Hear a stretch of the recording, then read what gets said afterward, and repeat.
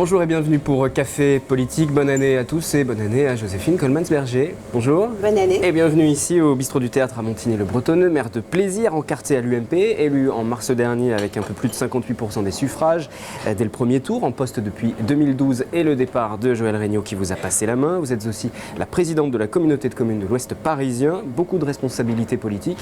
Préparant cet entretien, j'ai tout de même découvert un petit peu, parce que finalement je ne me souvenais pas de ça, que vous étiez avant scénariste, interprète, traductrice, comédienne, metteur en scène. Oui. C'était comment cette vie d'avant ? C'était bien. Vous la regrettez un petit peu ? Non, je la regrette pas. Non, bien sûr que non. C'était un choix de ma part très très réfléchi. Parce que pendant un certain temps, j'ai eu une concomitance entre la vie politique en tant qu'adjointe à la culture et ma vie professionnelle, effectivement, de metteur en scène de théâtre. Et à un moment donné, il a fallu faire un choix et je l'ai fait, mais sans aucun regret, vraiment. Vous avez signé des adaptations de bandes dessinées, notamment Les Bidochons, par exemple. Oui. Quel souvenir vous gardez de votre vie d'avant, voilà, justement ? Oh, je garde un souvenir extraordinaire parce que j'ai fait des rencontres particulièrement fortes, ne serait-ce que tout le travail avec Fluide Gassial, avec Monsieur Binet qui était le dessinateur des Bidochons, avec qui j'ai travaillé sur l'adaptation, Carmen Cru également, puisqu'il y a eu plus de 700 représentations sur les deux, que ce soit les Bidochons, Carmen Cru. Alors je ne peux pas dire que je sois une spécialiste de la bande dessinée, mais en tout cas pendant cette période, oui, avec la compagnie, on l'a été, et on a fait beaucoup de représentations, que ce soit en France ou en Europe. Et ça a été vraiment une vie passionnante de tourner, un petit peu ce que les gens savent du théâtre et des compagnies théâtrales qui fonctionnent bien. On a eu cette chance de très très bien fonctionner. Et vous avez fait ensuite ce passage vers la politique, vous l'avez dit, en étant tout d'abord adjointe à la culture. Oui. Comment les choses se sont engagées un petit peu ? C'est-à-dire je connaissais Monsieur Joël Regnault dans d'autres circonstances de façon amicale. Donc l'ancien maire de Plaisir. Tout à fait, l'ancien maire de Plaisir. Et encore suppléant de Monsieur David Douillet, pour ne pas le citer. Pour la députation, puis on se connaissait. Il suivait aussi mon parcours puisqu'on a eu la chance pendant un certain temps de partager les mêmes bureaux. Lui, il avait sa permanence en tant qu'OC régional et moi j'étais donc responsable de cette compagnie théâtrale puisqu'à l'époque ça marchait très très bien comme je vous le disais, même si on montait des spectacles qui s'apparentaient plus à du classique à ce moment-là. Et il était dans cette dynamique de vouloir se présenter comme maire sur la ville de Plaisir, donc il m'a fait cette proposition qui m'a quand même beaucoup surprise au départ parce que je vous avoue que j'étais citoyen lambda et je me demandais bien en quoi ça pouvait correspondre d'être adjointe à la culture sur une ville comme Plaisir. Et puis finalement, ça m'a bien tentée, donc je suis rentrée tout doucement pour voir un petit peu comment ça se passait. Et vous avez attrapé le virus de la politique tout de suite ? Vous vous êtes dit, il faut que j'aille encore après plus loin que la culture ? Ça ne s'est pas passé comme ça, je ne m'en suis pas rendu compte moi-même. Je crois qu'il y a eu des choses qui ont été plutôt des évidences. Vous savez, quand on fait du théâtre ou quand on est professeur, parce que j'ai été professeur également dans une école internationale sur la production de spectacles vivants, eh bien vous donnez. Vous êtes à l'écoute, vous êtes dans une proximité très grande avec les gens. Et finalement, c'était pas une continuité, mais presque. Alors, je voudrais pas vous entendre dire que la politique et le théâtre, ça se ressemble beaucoup. Ça. Mais je vous voyais venir. C'est de la représentation, de la mise en scène, on se met en scène en politique. C'est un peu vrai quand même. Oui, bien sûr, regardez la preuve. Vous voyez bien, là, je suis sous les projecteurs, ça ne me change pas beaucoup parce que j'étais comédienne aussi. Donc, on pourrait dire que je peux m'en servir. Non, c'est plutôt un atout supplémentaire d'être à l'aise, mais c'est surtout, je dirais, cette volonté de s'occuper d'un vrai projet et d'être maire. Je trouve que c'est un projet extraordinaire parce que vous êtes en proximité des gens et je pense avoir au moins cette qualité-là, c'est d'aimer les gens. La page de la culture, la page de la représentation, cette vie d'avant, elle est oubliée ou quelquefois vous en êtes nostalgique et vous vous dites pourquoi pas, plus tard, après la politique, recommencer un peu ? Ouais, j'aimerais avoir 40 ans pour pouvoir dire après plus tard, j'ai pas 40 ans, malheureusement. C'est pas une question d'âge forcément, on peut toujours après y retourner malgré tout. C'est un pourquoi pas, on ne sait jamais, je ne sais pas du tout. Vous savez, vous n'avez pas fermé la porte en tout cas. Voilà. Je ferme la porte à rien, absolument à rien. Je me dis que les opportunités font les choses et puis il y a des logiques aussi qui font les choses. Donc aujourd'hui, je suis en politique, j'y suis très très bien. J'ai un regard toujours très très proche de la culture, qu'elle soit sur la collectivité, mais bien au-delà aussi. Et je pense que la culture est toujours quelque chose de fondamental pour trouver, je dirais, un lien avec la population. Donc voilà, je suis toujours dedans. Je reviens un petit peu sur ce que vous disiez juste avant, et parce que vous l'avez déclaré aussi lors de votre élection en mars dernier. Ce qui vous motive, c'est aussi d'être prête à servir. Vous êtes prête à servir, vous l'avez redit en mars dernier. Servir, aider la population, être au service de la population. Oui, c'est vrai. Alors, ce dont on se rend compte, c'est que j'en parlais il y a quelques minutes justement, cette chronophagie, je dirais, du temps que l'on a et la proximité avec la population. Et c'est quelque chose qui me tient fortement à cœur. Et j'essaye vraiment d'être présente auprès de tout le monde, auprès des enfants, dans les cantines, auprès des commerçants, puisqu'on travaille beaucoup avec les commerçants, auprès des entreprises. Et c'est ça qui m'intéresse, c'est cette proximité-là. C'est pour ça que cette fonction de maire, je trouve, elle est importante. Cette proximité est quelque chose qui manque aujourd'hui, justement, à la population. On le sent. Tout s'éloigne, tout devient de plus en plus brumeux, obscur, incompréhensible même. Et je pense que, oui, moi je suis toujours dans cette volonté-là. Toujours. Je vais vous amener à présent sur un autre terrain qui ne va pas forcément vous plaire. Vous êtes une femme. Est-ce que ça change des choses en politique lorsqu'on est à la tête d'une des plus importantes communes des Yvelines? C'est la 7e commune des Yvelines avec un peu plus de 30 000 habitants. Une des rares femmes aussi présidente d'agglomération, de communauté de communes. Ça change quelque chose? Est-ce que c'est plus difficile en politique? Est-ce que vous avez perçu les choses comme plus dures? Il y a eu plus de preuves à faire? Je ne sens pas. Ou alors je n'y pense pas, à vrai dire. Est-ce qu'on vous le dit? Non, on me dit les choses différemment. On me dit par exemple, vous êtes consciente que vous tenez une ville de cette importance, Madame le maire? Je dis, est-ce que vous poseriez cette question à un homme? Ça oui, on me l'a dit plusieurs fois. Je pense qu'il y a encore cette surprise qu'on puisse avoir des responsabilités de cette envergure. Je vous avoue qu'au quotidien, moi, j'y pense pas du tout. J'aborde le monde politique où il y a énormément d'hommes, parce que dans des grandes réunions, vous voyez surtout beaucoup d'hommes. Il y a très très peu de femmes encore, mais je me sens ni différente, ni supérieure, ni inférieure. Je me sens tout à fait dans une dynamique de travail, et c'est ça qui m'intéresse. Vous êtes dans une dynamique de combat aussi, peut-être? En tout cas, vous avez une forte volonté. Ça revient peut-être aussi à l'enfance. Vous êtes arrivé en France à 6 ans, vous ne parliez pas français, vous avez été naturalisé à 14 ans. C'est ça aussi qui a forgé votre caractère? De vouloir prouver, vous imposer, jamais baisser les bras? Oui, sûrement, sûrement. On m'a appris dans ma famille qu'il fallait travailler, on m'a appris qu'il fallait respecter, on m'a appris qu'il fallait s'intégrer de façon, je dirais, naturelle. Et peut-être, j'en sais rien, mais je crois que, vous savez, on ne change pas beaucoup. Quand on est tout petit, vous regardez un enfant, en général, s'il est tonique, dynamique, eh ben, il le sera toute sa vie. Donc je crois que j'avais ça en moi. C'est pas tellement ce côté-là, mais je m'en sers pas de ce côté-là. Mais ça me permet de comprendre beaucoup de choses. L'intégration, les difficultés des uns et des autres, ça me permet d'être au plus proche et ça me permet d'être plus dur aussi. Quand par exemple j'ai quelque chose à dire sur ces difficultés-là, je peux dire que je l'ai vécu et que je sais ce que c'est. Alors aujourd'hui on me dit oui, mais enfin italienne c'est facile. Oui, aujourd'hui c'est presque snob d'être italien. Mais à l'époque, quand je suis arrivée avec mes parents, je peux vous dire qu'on n'était pas regardés de la même façon. Donc je suis très au fait de tout ça. Quel lien vous gardez avec votre pays d'origine d'ailleurs, avec l'Italie? Complète, j'ai toute ma famille là-bas.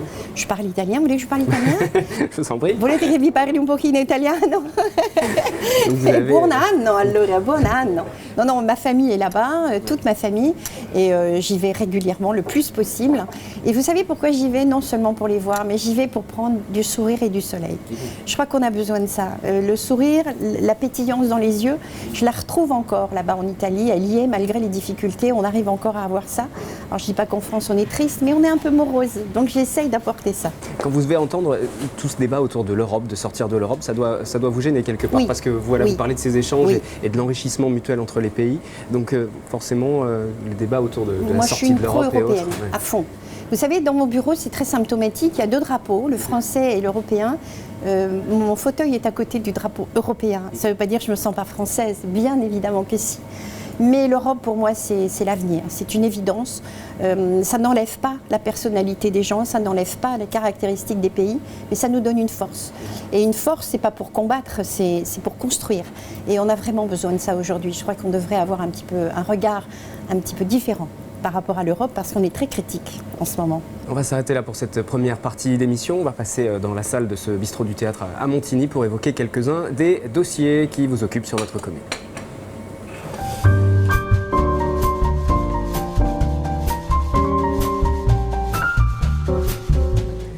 Seconde partie de ce café politique, toujours avec Joséphine Coleman-Berger, la maire de Plaisir. Je vous propose d'écouter quelques-uns de vos administrés qui parlent de la commune, des plus, des moins, s'ils apprécient ou non de vivre à Plaisir. Écoutez.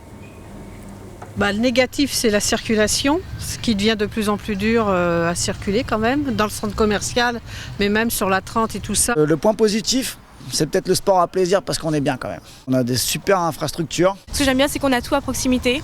On a des grands centres commerciaux. Effectivement, il faudrait faire les travaux qui ont été annoncés depuis un petit moment déjà. Les travaux au Valibou, quoi. Les bâtiments sont anciens et dégradés. Les trottoirs sont pas très bien aménagés, c'est plus pour les voitures. Par moments, les piétons ils sont un peu embêtés, quoi. Je veux dire, sur plaisir, j'ai l'impression que si on n'a pas de voiture, le piéton il n'est pas le bienvenu. Peut-être dynamiser un peu plus le centre-ville, oui, c'est vrai que... Et puis le fameux cinéma, je serais assez sensible au fait que ça aboutisse, parce que ça manque un cinéma sur la commune. Alors il était question de la proximité des infrastructures sportives, pour faire les courses, pour la vie quotidienne, tout ça c'était plutôt positif. C'était pas le cas en revanche pour la circulation, les aménagements pour les piétons, le cinéma, le quartier du Valibou également. Ça ce sont les efforts qui sont attendus. Peut-être tout d'abord sur la circulation, se déplacer à plaisir, c'est toujours un petit peu compliqué, ne serait-ce que parce qu'il y a beaucoup de centres commerciaux qui attirent beaucoup de populations extérieures. Est-ce que sur tout ça, des réflexions sont en cours, des aménagements sont prévus ? Oui, bien sûr. Alors, on a un grand retard, qui est le retard de l'élargissement de la RD 30, que tout le monde connaît, malheureusement. Mais ça y est, les travaux ont démarré, ont débuté avant Noël. Et là, on est vraiment sur le démarrage du chantier, qui n'est pas simple, puisque j'ai déjà prévenu, par information à la population, qu'on en a pour minimum 36 mois d'élargissement. Il faut savoir qu'on a 15 ans, 20 ans de retard sur cet élargissement, qui a été bloqué par pas mal d'associations avec des recours, qui veut dire que forcément, eh bien, on aurait pu déjà profiter de ça. La circulation en ce qui concerne le centre-ville de la ville de Plaisir est complexe dû justement à cette problématique de la RD 30. Je suis très positive sur le fait qu'une fois les travaux terminés, on ait une circulation beaucoup plus soft. Au niveau des trottoirs, puisque j'ai entendu des remarques sur les trottoirs. Des piétons qui étaient assez mis à l'écart. C'est le sentiment Si c'est le sentiment, moi je veux bien le croire. Enfin, c'est un sentiment, bien évidemment. Bien sûr, on a beaucoup amélioré, surtout sur le centre-ville autour de l'église. Et il y a eu des trottoirs qui ont été complètement remis à neuf. Il y a des circulations sur des axes importants. C'est un vrai travail de réflexion. On a tout un plan pluriannuel qui va être fait sur la mandature par rapport à cette sécurisation des trottoirs et aménagement pour les PMR, bien évidemment, puisqu'aujourd'hui, j'y suis très attachée pour qu'on ait cette amélioration-là. Donc, oui, bien sûr, on a une feuille de route très précise entre maintenant et 2020 pour vraiment apporter une qualité de vie au niveau de la circulation piétonne plus importante. On fait très attention également aux nouvelles pistes cyclables à mettre en place et la circulation douce, verte, comme on peut l'appeler, qui me tient aussi également à cœur puisqu'on a un rue qui traverse la ville et j'espère bien pouvoir faire toute une continuité de promenade par rapport à tout ça. Vous parliez des travaux justement, des travaux d'aménagement et de rénovation sur le quartier du Valibou parce qu'il y a sur ce quartier HLM, quartier plutôt difficile, il y a des travaux qui ont été entamés, c'est des premières tranches, la deuxième tranche, les travaux ont été bloqués, ça a repris, ça a été très très compliqué, la population l'attend pour le cadre de vie et pas seulement. On en est où de ce dossier du quartier du Valibou? Est-ce que c'est avec les bailleurs sociaux que vous discutez beaucoup et que ça bloque? Je suis contente que vous me posiez cette question parce que je me bats là-dessus. On se bat là-dessus en permanence. Ça fait 2 années que je suis, je dirais, à bras de fer un peu avec l'Aupivoix, pour ne pas le citer. Qu'est-ce qui bloque avec l'Aupivoix? Alors, qu'est-ce qui bloque? Il bloque 2 choses. D'abord, qu'ils ont pris énormément de retard sur la deuxième tranche de la réhabilitation pour des raisons, j'imagine, financières. Et ce qui nous pose souci aujourd'hui, c'est ces fameux travaux d'amiante. Comme vous le savez, il y a des normes qui ont changé et qui aujourd'hui impactent énormément les travaux, ce qui fait que eh bien, ça a demandé des études complémentaires dans les appartements et aujourd'hui on se retrouve même avec une configuration de réhabilitation de deuxième tranche qui ne sera pas à l'équivalent de la première tranche, mais qui doivent commencer en 2015. L'intérêt de tout cela, c'est pas que je veux dire que ça commence en 2015, c'est que la troisième tranche sera tout de suite dans la suite. La population le sait. Aujourd'hui, moi je suis aux côtés des habitants, aux côtés des associations qui se battent effectivement, non seulement pour que ça se fasse vite, mais qu'en plus, nous puissions, s'il le faut, moi je l'ai dit, je me suis engagée avec la population, s'il faut descendre dans la rue pour que les choses accélèrent, j'irai avec eux, ils le savent. C'est pas du tout pour faire de la démagogie, c'est vraiment parce que je ressens que c'est une véritable nécessité aujourd'hui. Si je peux me permettre de dire une chose sur cette norme de l'amiante, et je voudrais me faire le porte-parole, et là si les maires, collègues m'entendent, je pense qu'ils vont être d'accord avec moi, c'est qu'aujourd'hui ces normes-là sont en train de tuer complètement les réhabilitations de tous ces centres sociaux, de toutes ces habitations sociales. Ce qui veut dire que dans quelques années, on va avoir un parc d'habitation sociale qui va être dégradé complètement et en plus, ça enlève complètement le travail aux entreprises qui pourraient travailler, qui ne peuvent pas à cause de ces normes qui sont drastiques. Donc il faudrait que tout le monde y réfléchisse un peu, je crois même les parlementaires. Mais il faut des normes malgré tout, il y a des questions de sécurité qui se posent. Je suis complètement d'accord avec vous, mais là on est parti dans une exagération qui demande aux entreprises que vous soyez obligés de confiner des appartements, sortir des personnes uniquement pour changer des radiateurs. Vous voyez un petit peu, je trouve que là on est un peu passé de l'autre côté de la norme évidente. Trop excessif en tout voilà, cas. Voilà. Juste avant d'écouter votre opposant au conseil municipal socialiste Bernard Ansart qui vous posera une question, comme c'est de tradition dans cette émission, une réponse aussi par rapport au micro-trottoir que nous avons réalisé sur le cinéma, qui est proche de la galerie commerciale de l'hypermarché. L'ancien a été fermé, est-ce que des repreneurs vont venir? Est-ce qu'un cinéma va voir le jour, un multiplex peut-être à plaisir?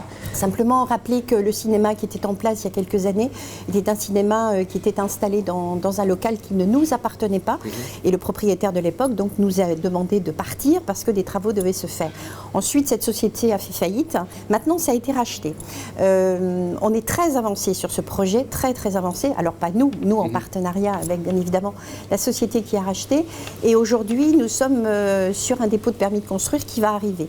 Le projet est effectivement une ouverture de cinéma de 6 à 8 salles de cinéma avec à proximité des enseignes et des restaurants. C'est un très grand centre commercial qui doit voir le jour. Et l'intérêt de ce centre avec les cinémas, qui est quand même le fleuron de ce qui est attendu par les Plaisirois, c'est l'amélioration de tout le quartier. C'est-à-dire les places adjacentes, les ronds-points qui vont être construits, les agrandissements de rues. Donc tout ça, ça a un impact non seulement commercial, mais bien sur l'habitat de toute la zone qui va être complètement changée sur les 2-3 années à venir. Alors on écoute à présent Bernard Ansart, il va vous poser la prochaine question, ça concerne les rythmes scolaires. Dès le mois de septembre, vous avez choisi d'appliquer la réforme des rythmes scolaires à minima, privant ainsi les élèves de primaire d'activités culturelles, artistiques et aussi sportives, des activités prévues hors du temps scolaire de façon sans distinction et de façon équitable. Ce choix fait sur des considérations budgétaires font qu'on laisse de côté l'aspect social et solidaire. Aujourd'hui, beaucoup de mécontentement des parents, des enseignants, mais aussi des personnels de la mairie en grève sur une majorité de maternelles sur le mois de décembre. Une attente forte pour avoir des conditions d'accueil des enfants améliorées. Pouvez-vous me dire concrètement ce que vous comptez faire à court terme, mais aussi également pour la rentrée scolaire 2015. Alors les rythmes scolaires, comme de nombreux maires, vous étiez contre, vous avez même lancé, ça a été repris au niveau national, cette récréamont pour qualifier ces TAP, ces temps d'activité périscolaires. Bernard Ansart demande si ça va changer, et est-ce que ça va changer, est-ce qu'il y aura plus d'activités et quand? Est-ce que la rentrée prochaine, il y aura des aménagements? J'avais dit que pour des raisons budgétaires, effectivement, puisque les 770 000 € qui nous a été demandés pour cette mise en place, n'était absolument pas envisageable.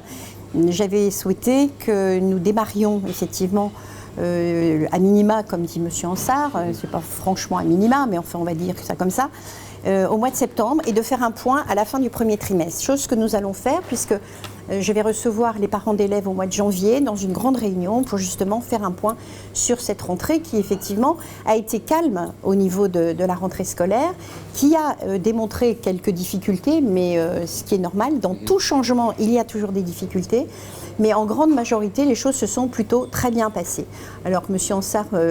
Il évoque des grèves de personnel tout de même, et des parents mécontents. Alors je crois qu'il n'est pas tout à fait au fait des choses, puisque grève de personnel c'était vraiment très à minima et ça a duré 2-3 jours et c'était pas l'ensemble du personnel. C'était quelques personnes que je respecte bien sûr, que j'ai rencontrées et effectivement qui n'avaient pas eu l'information que des réunions de travail étaient déjà en cours malheureusement, comme quoi les informations des fois ne redescendent pas, c'est bien dommageable, donc je serai très vigilante la prochaine fois, mais on est tout à fait au fait des difficultés qu'il peut y avoir aujourd'hui. Qu'est-ce qui va se passer? Il y aura plus d'activités après, est-ce que vous allez proposer plus de choses pour les familles? Il va se passer que maintenant que nous avons, on va avoir je dirais un point de recul avec un bilan, on va pouvoir échanger, voir voir quelles sont les attentes à la fois des parents et les attentes au niveau des difficultés d'encadrement, que ce soit les ATSEM, les dames de cantine ou la jeunesse. Bien évidemment, on veut améliorer ça, c'est-à-dire que cette récréamont va certainement être traitée d'une autre façon, intégrée d'une autre façon, avec une amélioration au niveau des activités. Alors, bien sûr que ça demande un travail. Ce travail va être fait sur l'année qui va venir pour pouvoir se préparer à la rentrée du mois de septembre. Mais la première des choses pour moi, c'est d'entendre les parents. Je sais une chose, je conclurai là-dessus, c'est que c'est les changements qui posent problème, toujours. Et les parents aujourd'hui se sont accoutumés à ce rythme que nous avons mis en place. Je pense que si nous rechangeons à nouveau la totalité des choses, ça risque d'être très problématique, aussi bien pour les personnes qui travaillent que pour ceux qui ne travaillent pas. Donc on va être très à l'écoute. La seconde question, à présent, elle porte, on va sortir un petit peu de plaisir, sur l'intercommunalité. Oui. Vaste dossier. La deuxième question donc, concerne l'intercommunalité. La loi prévoit que les intercommunalités doivent avoir un minimum de 200 000 habitants. Nous venons de façon unanime rejeter le plan du préfet qui voulait nous inclure dans une agglo de 800 000 habitants sur 58 communes. Des ensembles qui posent des enjeux importants pour l'avenir des habitants, mais aussi des plaisirois, que ce soit pour la fiscalité, la gestion des sols, l'urbanisme, mais aussi la vie économique. Vous avez émis le souhait unique de rejoindre la Casquie, un choix arbitraire plus sur des considérations politiques. Pouvez-vous nous dire, au-delà de ce fait, comment vous argumentez votre choix de rejoindre la Casquie et comment vous comptez associer les habitants à cette décision? Je vous remercie. Alors sur cette question de l'intercommunalité, Plaisir qui appartient depuis peu à une communauté de communes, avec Villepreux, avec les Clays, il va falloir se rapprocher des autres agglomérations. C'est la loi pour élargir un petit peu le cadre et mieux fédérer, mutualiser les moyens. Ce choix de Saint-Quentin-en-Yvelines, il est purement politique, Oh non. comme le dit Bernard Ansart. Mais non, puisqu'il était fait avant, quand Saint-Quentin-en-Yvelines n'était pas du même bord que nous. Donc, je veux dire, on ne peut pas déjà nous affubler ça, parce que c'est complètement abscon. Par contre, le fait que nous soyons dans une logique géographique et dans une évidence de territoire, oui, ça me semble important de le rappeler. Alors, quand il évoque les 800 000, bien évidemment, puisque M.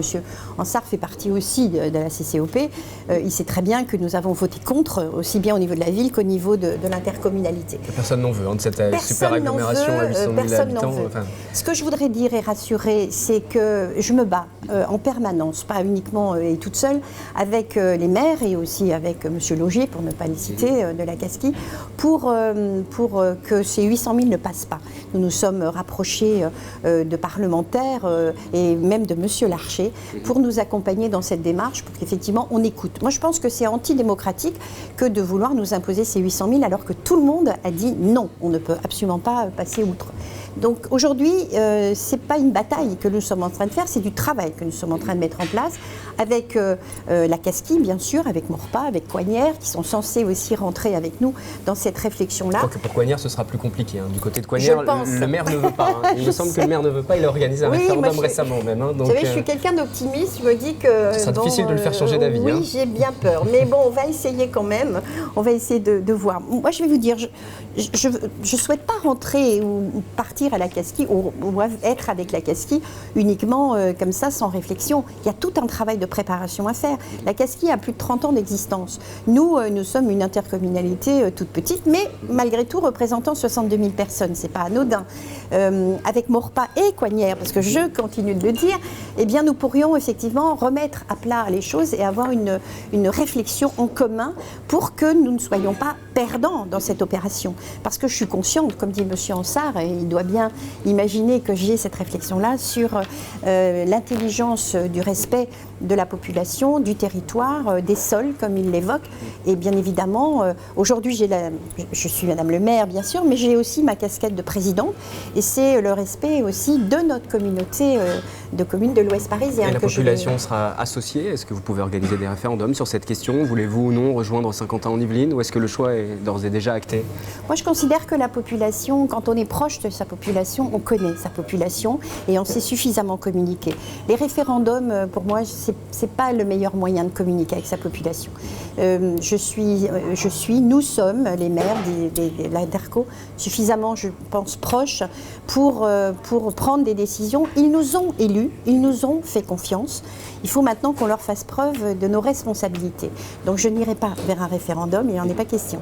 Puisqu'on a commencé à sortir de Plaisir, on va terminer avec un mot sur le canton de Plaisir qui regroupe Thiers-Val-Grignon, les Clés-sous-Bois, Ben également. Vous êtes candidate en mars prochain, 22-29 mars, candidate avec un binôme puisque c'est la nouvelle règle. C'est Bertrand Coquart pour l'UDI. C'est le socialiste Jean-Michel Gourdon qui est le sortant sur ce canton. Votre état d'esprit avant la campagne qui va débuter dans les prochaines semaines?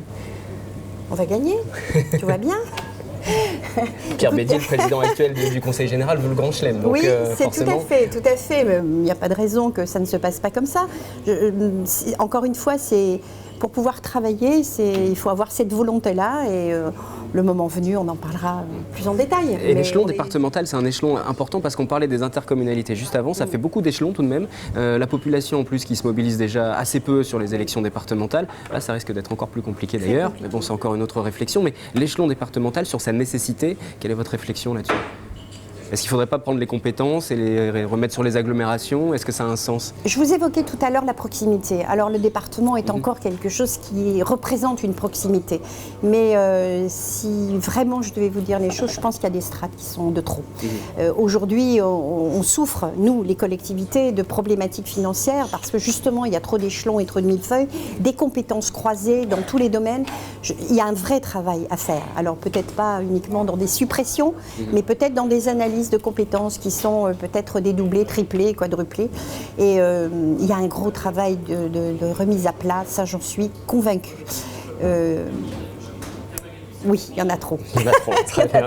Et puis justement, puisque nous parlions des élections départementales, Café Politique va s'arrêter un temps afin de traiter de manière équitable, bien évidemment, l'ensemble des candidats et pour nous permettre aussi de préparer des rendez-vous spéciaux sur TV Fil. Prochain Café Politique, ce sera donc dans quelques semaines, quelques mois en avril. Merci Joséphine Coleman-Berger, maire de Plaisir. Et d'ici là, je vous retrouve bien évidemment du lundi au vendredi, 18h pour le journal.